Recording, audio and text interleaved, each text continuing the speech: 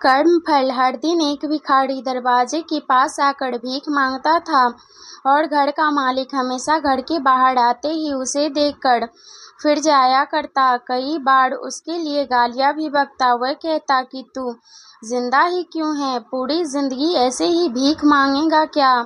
धरती का बोझ क्यों बना बैठा है? और कभी कभी उस भिखारी को गुस्से में वह धक्का भी मार दिया करता। इतना कुछ हो जाने के बावजूद अधिकारी के मुंह से सिर्फ यही निकलता कि भगवान तुम्हारे पापों को माफ करे। एक बार सेठ को धंधे में बड़ा नुकसान होने की खबर मिली।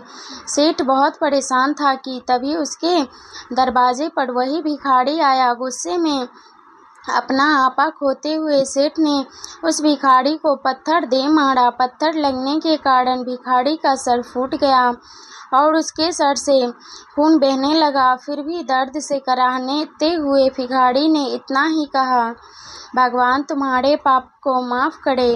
भिखारी वहां से चला गया। सेठ सोच में पड़ गया। भिखारी को पत्थर मारा, फिर भी उसने सिर्फ प्रार्थना की। सेठ का गुस्सा शांत हुआ, सेठ का मन शांत हुआ। भिखारी का रहस्य जानने के लिए सेठ ने भिखारी का पीछा करना शुरू कर दिया।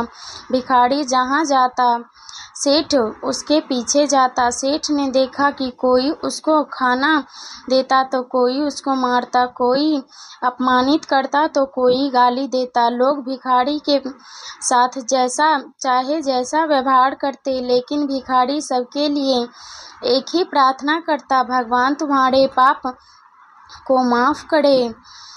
अब रात होने को आई थी।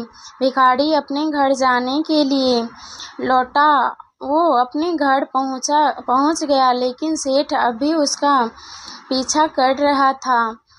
एक पुरानी टूटी हुई खटिया पर एक बुढ़ी औरत लेटी हुई थी। काफी कमजोर और बीमार लग रही थी। वह भिखारी की पत्नी थी। अपने पति को वापस आता देख वह खाट से उठ खड़ी हुई। पत्नी ने अपने पति के भीख वाले कटोरे में देखा, उसमें सिर्फ आधी बासी रोटी थी। उसे देखकर वह बोली, आज बस इतना ही मिला, और हाँ, आपके सिर से खून निकल रहा है। ये चोट कैसे लगी? बुढ़ा भिखारी बोला, आज बस इतना ही मिला, किसी ने कुछ दिया ही नहीं।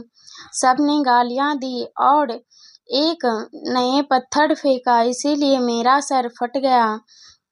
एक गहरी ठंडी सांस लेकर बुढ़ा भिखारी फिर से बोला, यह मेरे ही पापों का फल है। तुम्हें याद है कुछ सालों पहले हम कितने अमीर थे? क्या कुछ नहीं था हमारे पास?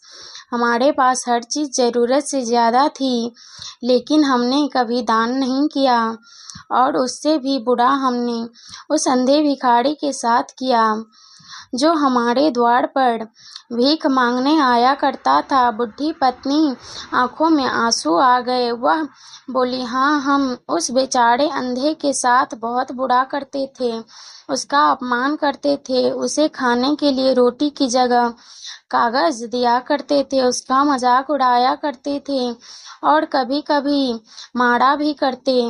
मैंने कभी उसको रास्ता नहीं दिखाया। एक बार मैंने उसके मुंह पर मिट्टी भी फेंकी थी और वह हमेशा दुखी होकर यही कहता कि भगवान तुम्हें तुम्हारे किए की सजा देगा, भगवान तुम्हारे पापों की सजा जरूर देगा। उसका श्राप सच हुआ और हम इस दुख भरी जिंदगी में आ गए। भिखारी बोला, हाँ, उसका श्राप सच हुआ, इसीलिए मैं किसी को बद्दुआ नहीं देता। चाहे कोई मेरे साथ कैसा भी बर्ताव करे, मैं हमेशा उसके लिए प्रार्थना करता हूँ। मैं नहीं चाहता कि कोई भी हमारे जैसी जिंदगी का अनुभव करे, किसी को भी हमारे जैसे दुखों का सामना करना पड़े। वो नहीं जानते कि वह कितना बड़ा पाप कर रहे हैं, इसीलिए अनजाने में हुए पाप की ऐसी सजा किसी को भी मिले, मैं नहीं चाहता। सेठ वहीं पर छुपकर यह सारी बातें सुन रहा था। अब उसे सब कुछ समझ में आ गया था। भिखारी और उसकी पत्नी ने वह आधी रोटी मिल बांट कर खाई और भगवान को धन्यवाद बोल कर सो गए। अगले दिन बड़ा भिखारी फिर से भीख मांगने गया सेठ के घर। पास जाते ही सेठ ने पहले उसे गर्म रोटियां उसके लिए निकाल कर रखी थी उसे देते हुए सेठ विनम्रता से बोला, माफ़ कर दीजिए बाबा, उसे बड़ी बड़ी गलती हुई है। बुढ़ा भिखारी बोला, भगवान तेरा भला करे। इतना कहकर वह आगे निकल गया। इस कहानी से जो सीख लेने लायक है वह बड़ी ही सिंपल है कि आदमी चाहे किसी के बारे में बुरा कहे या भला करे, लेकिन भगवान सिर्फ कर्म के हिसाब से उसको फल देता है। क्या हुआ अगर भगवान नहीं दिखता है, लेकिन यह बात बिल्कुल सच है कि उसके खाते में सबका हिसाब बहुत बहुत पक्का होता है। इसीलिए जब भी किसी के लिए कुछ भी करो तो अच्छा ही करो। अगर आपको यह कहानी पसंद आई हो तो वीडियो को लाइक, चैनल को सब्सक्राइब जरूर करें। वीडियो को लास्ट तक देखने के लिए धन्यवाद।